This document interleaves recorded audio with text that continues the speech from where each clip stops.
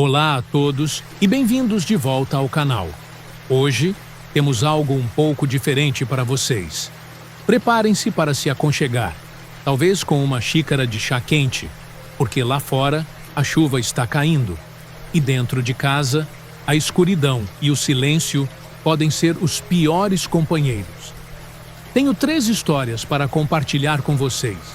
Histórias que me foram enviadas por pessoas reais que viveram momentos de puro terror em noites chuvosas, quando a solidão se tornou um convite para o inexplicável. Apaguem as luzes, aumentem o volume e preparem-se para sentir um arrepio na espinha. Esta é a primeira história. História 1. O vizinho silencioso. Esta história me foi enviada por um ouvinte chamado Gabriel. Ele mora em uma casa um pouco isolada, no final de uma rua sem saída, cercada por árvores densas. A casa dele é antiga, com rangidos e gemidos que se tornam mais audíveis em noites de tempestade.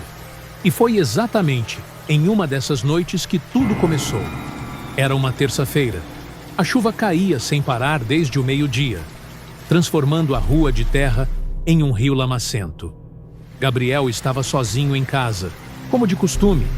Sua esposa estava viajando a trabalho e só voltaria no final da semana. Ele estava na sala, lendo um livro, com o som da chuva batendo nas janelas e no telhado como única trilha sonora.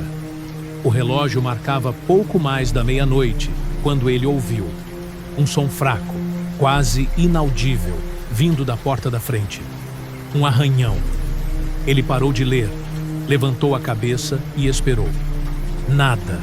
Ele pensou que talvez fosse o vento ou algum galho de árvore batendo na casa. Voltou a atenção para o livro, mas a sensação de que algo estava errado não o abandonava. Minutos depois, o som se repetiu, mais distinto desta vez. Não era um arranhão, era um batido. 3 batidas leves, espaçadas, como se alguém estivesse usando a ponta dos dedos. Gabriel sentiu um calafrio. Quem estaria batendo à sua porta a essa hora, em uma tempestade como aquela? Ele não esperava visitas, e seus vizinhos mais próximos moravam a uma boa distância. Ele se levantou devagar, o coração batendo forte no peito. A casa parecia ainda mais silenciosa agora, com a chuva lá fora abafando qualquer outro som. Ele caminhou até a porta, hesitando por um momento antes de olhar pelo olho mágico. A visão do lado de fora era distorcida pela chuva e pela escuridão, mas ele conseguiu distinguir uma silhueta. Era um homem, parado na varanda, de costas para a porta. Ele estava completamente encharcado e a água escorria de suas roupas e cabelos. Gabriel não reconheceu a figura. Ele não tinha vizinhos que se parecessem com aquele homem. Ele pensou em perguntar quem era, mas algo o impediu. Uma sensação de pavor, um instinto primitivo que gritava para ele não abrir a porta. Ele ficou ali, imóvel, observando o homem. O homem não se mexia, apenas permanecia parado, de costas.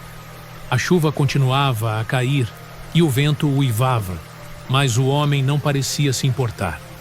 Depois de alguns minutos que pareceram uma eternidade, Gabriel decidiu que não abriria a porta. Ele se afastou devagar, tentando não fazer barulho, e voltou para a sala. Sentou-se no sofá, mas não conseguiu mais ler. Seus olhos estavam fixos na porta, esperando por algo que ele não sabia o que era. Ele passou o resto da noite acordado, ouvindo o som da chuva e imaginando quem seria aquele homem. Pela manhã, quando a chuva finalmente parou e o sol começou a surgir, ele se aproximou da porta novamente. Olhou pelo olho mágico. A varanda estava vazia. Ele abriu a porta com cautela e olhou ao redor. Não havia pegadas na lama, nem sinais de que alguém tivesse estado ali. Apenas a grama molhada e as poças d'água. Ele sentiu um alívio, mas também uma pontada de estranheza. Como o homem havia desaparecido sem deixar rastros? E por que ele estava ali, parado na chuva, sem dizer uma palavra? Gabriel tentou esquecer o incidente, mas a imagem do homem parado na chuva de costas para sua porta, o assombrava. Ele começou a se sentir observado, mesmo durante o dia.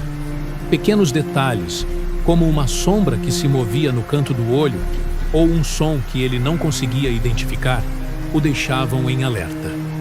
Ele instalou câmeras de segurança ao redor da casa, mas elas nunca registraram nada incomum. A sensação de estar sendo vigiado, no entanto, persistia. Uma semana depois, em outra noite chuvosa, a história se repetiu. As 3 batidas leves na porta. Gabriel estava no quarto e o som o fez pular da cama.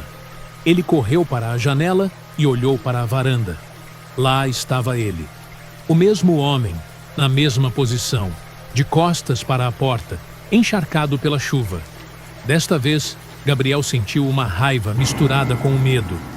Ele pegou o telefone e discou 911. Enquanto esperava a polícia chegar, ele continuou a observar o homem. O homem não se moveu 1 centímetro. Ele era como uma estátua, uma figura sombria em meio à tempestade. Quando a polícia chegou, as sirenes cortando o silêncio da noite, o homem ainda estava lá. Gabriel apontou para ele, mas os policiais olharam para a varanda e depois para ele, confusos. "Senhor, não há ninguém lá", disse um dos policiais, com uma expressão de preocupação. Gabriel olhou novamente. A varanda estava vazia. O homem havia desaparecido. Os policiais revistaram a área, mas não encontraram nada. Eles sugeriram que Gabriel talvez estivesse estressado ou cansado e que a chuva e a escuridão poderiam ter pregado uma peça em sua mente. Gabriel sabia que não. Ele sabia o que tinha visto. E a partir daquela noite, ele nunca mais se sentiu seguro em sua própria casa. A cada noite chuvosa, ele espera pelas 3 batidas. E ele sabe que um dia, o homem não vai desaparecer. História 2. O reflexo no espelho. Nossa segunda história vem de uma jovem chamada Sofia, que mora em um apartamento no centro da cidade.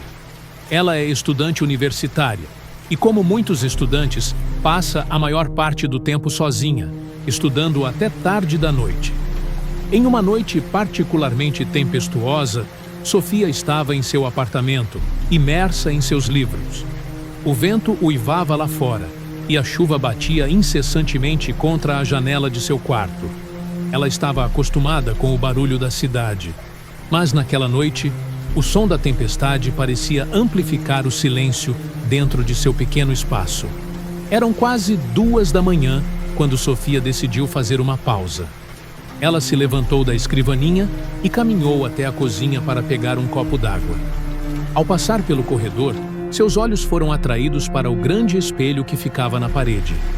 Era um espelho antigo, com uma moldura de madeira escura e entalhada, que ela havia herdado de sua avó.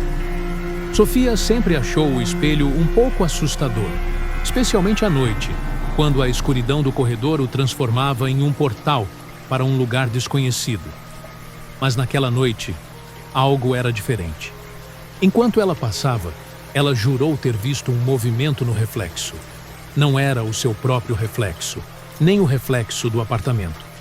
Era uma sombra, uma figura indistinta que parecia estar parada atrás dela, no reflexo do espelho. Sofia parou abruptamente, o coração disparado. Ela se virou rapidamente, mas não havia nada atrás dela.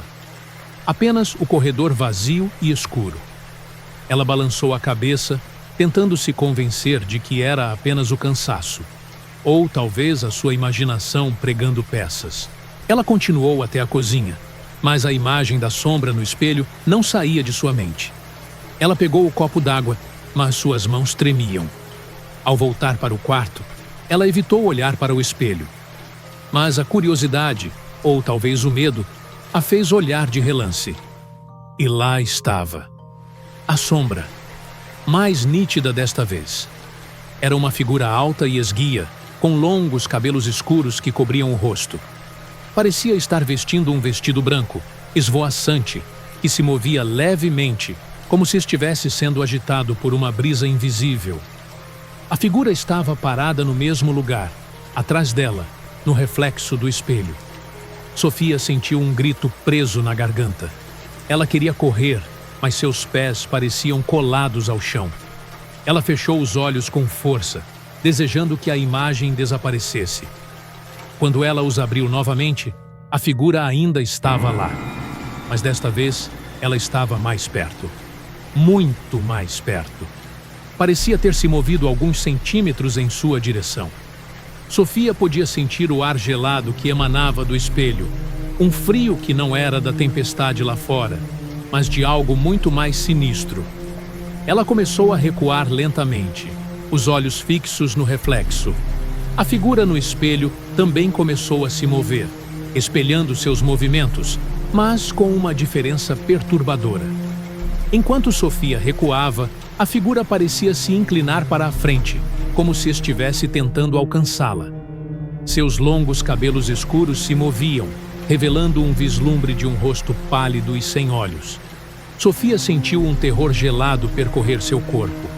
Ela sabia que não estava sozinha. E ela sabia que o que estava no espelho não era um reflexo, mas algo que queria sair.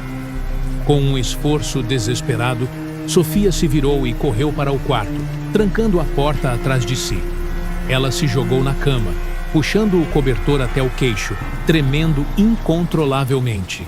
Ela podia ouvir o som da chuva lá fora, mas agora parecia que havia outro som, um sussurro suave e arrastado vindo do corredor. Um sussurro que parecia chamar seu nome.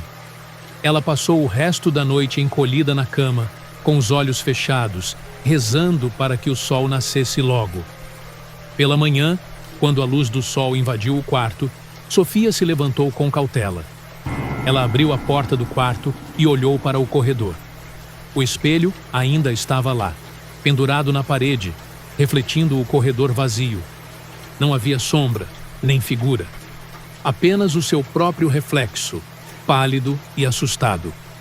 Sofia decidiu que não podia mais viver com aquele espelho. Ela o cobriu com um lençol e o arrastou para o canto do quarto, virado para a parede. Ela nunca mais olhou para ele. Mas a cada noite chuvosa, ela ainda ouve o sussurro, e ela sabe que, em algum lugar, a figura no espelho ainda a espera. História 3. A melodia da chuva. Nossa última história, e talvez a mais perturbadora, vem de um músico chamado Lucas. Ele mora em uma casa antiga, no topo de uma colina, com uma vista deslumbrante da cidade.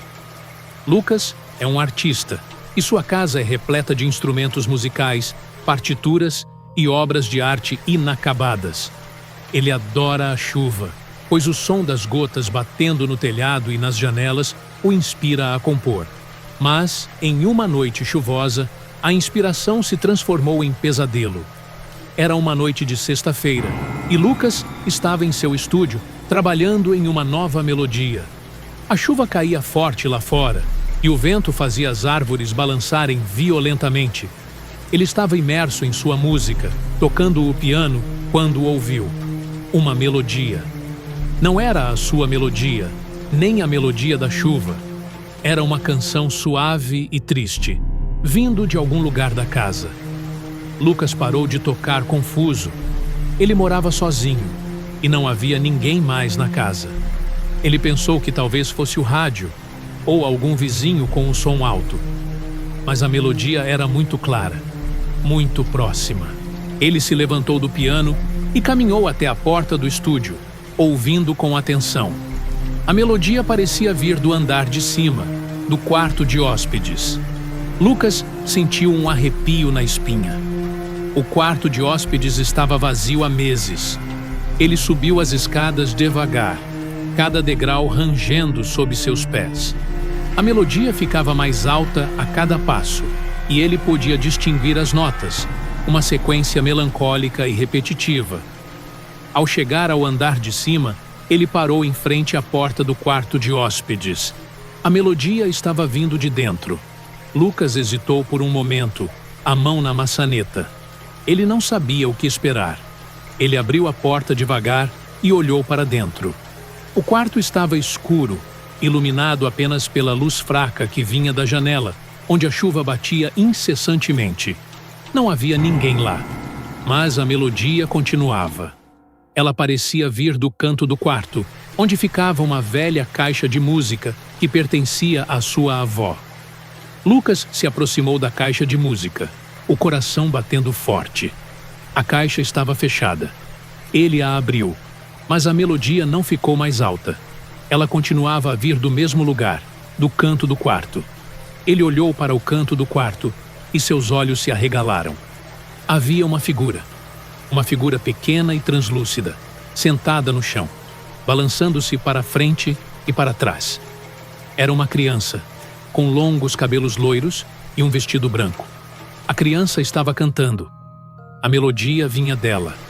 Lucas sentiu um terror paralisante. Ele queria gritar, mas sua voz não saía. Ele queria correr, mas seus pés estavam presos ao chão. A criança continuava a cantar, e a melodia parecia preencher todo o quarto, envolvendo-o em uma atmosfera de tristeza e desespero. A criança parou de cantar e levantou a cabeça. Seus olhos, grandes e vazios, se fixaram em Lucas. Ela estendeu a mão, como se estivesse convidando-o a se juntar a ela. Lucas sentiu uma força invisível puxando-o para a frente, para a criança. Ele tentou resistir, mas era inútil. Ele estava sendo arrastado para o canto do quarto, para a figura translúcida. Ele podia sentir o frio que emanava dela, um frio que parecia penetrar em seus ossos. Ele fechou os olhos, esperando o fim. Quando ele os abriu novamente, ele estava de volta ao seu estúdio, sentado ao piano. A chuva ainda caía lá fora e o vento uivava. Ele olhou para o piano e seus dedos começaram a se mover, tocando a melodia. A melodia da chuva, a melodia que a criança havia cantado. Lucas tentou parar, mas não conseguia. Seus dedos pareciam ter vida própria, tocando a canção melancólica repetidamente. Ele sabia que a criança ainda estava lá, em algum lugar da casa, esperando por ele. E ele sabia que, a cada noite chuvosa, a melodia o chamaria de volta. E assim, chegamos ao fim de mais um episódio de Histórias Assustadoras. Espero que vocês tenham gostado, ou talvez que tenham ficado um pouco mais assustados. Lembrem-se, a próxima vez que a chuva cair e vocês estiverem sozinhos em casa, preste atenção aos sons, aos sussurros, aos reflexos e às melodias, porque às vezes o que nos assusta não é o que está lá fora, mas o que está dentro de nós. Boa noite e até a próxima, se é que haverá uma próxima.